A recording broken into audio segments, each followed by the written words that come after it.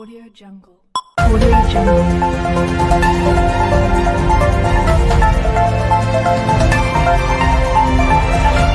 प्रणाम। भोजपुरिया समाचार में और स्वागत बा। ये लोकतंत्र के संविधान बनावे में महत्वपूर्ण भूमिका निभाइलस।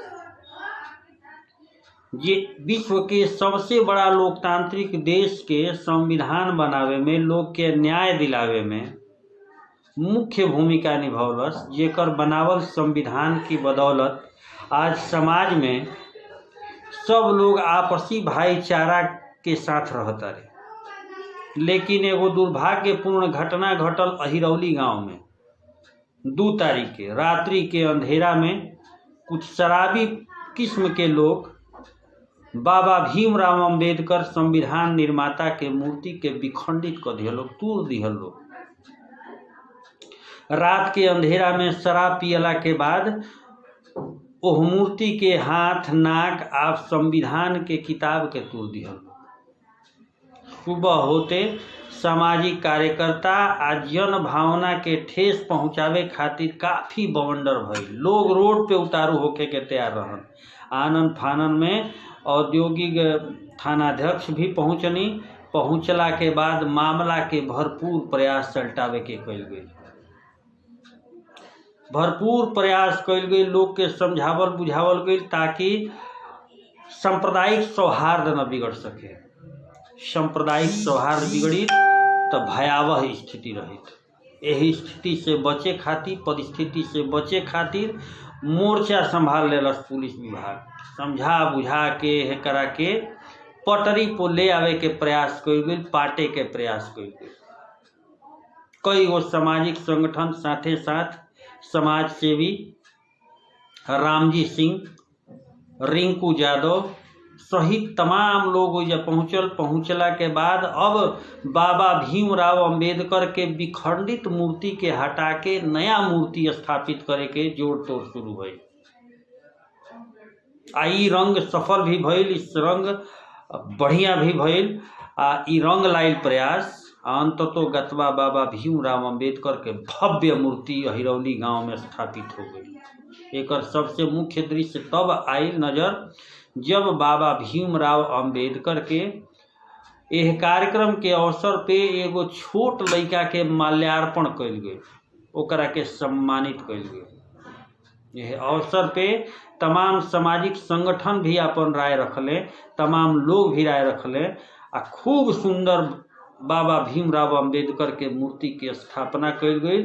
आ समाज में जौन विद्वेष रहे, जौन आपसी कलह रहे, वो पूरी तरह से मिट गए। यह मूर्ति के स्थापना करे में समाज के हर धर्म के लोग सहयोग कइल। यह सहयोग के बदौलत पुनः वही जगह पर अहिरौली में बाबा भीमराव अंबेडकर के मूर्ति स्थापित हो गई। लेकिन जात जात एकर जांच के जिम्मा एसपी साहब खुद संभलनी। या संभलना के दौरान यह मामला में चौकीदार सस्पेंड कर दिहल गई बा।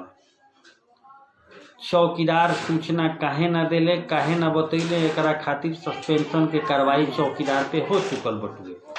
अब आवे वाला समय में देखे के बटुए आकि यह भव्य मूर्ति के कौना तरह से सुरक्षा रक्षा हो सकता है।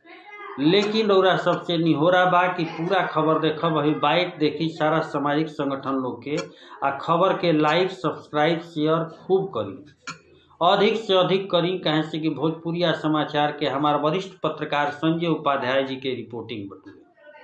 संजय उपाध्याय जी कौना तरीका से मोर्चा संभलनी, कौना तरीका से लोग से बातचीत कैनी, कौना तरीका से सामाजिक संगठन से बात कैनी, सारा रिपोर्टिंग रोडा भोजपुरिया समाचार में मिली।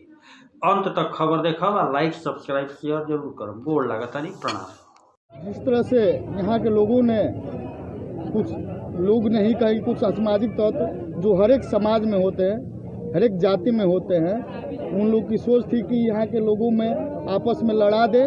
लेकिन इस गांव के सभी धर्म, सभी जाति के लोगों ने अच्छा पहल किया, जिसके चलते आज अहिरौली गांव में उससे भी अच्छी, उससे भी बड़ी आज बाबा साहब की प्रतिमा लगी। तो असामाजिक तत्वों के मंसूबे पर ये करारा तमाचा है और उनको सीख लेनी चाहिए कि अहिरौली की एकता हमेशा बरकरार रहेगी। तुम लाख कोशिश कर लो तोड़ने की, ये एकता कभी खत्म होने वाली नहीं है।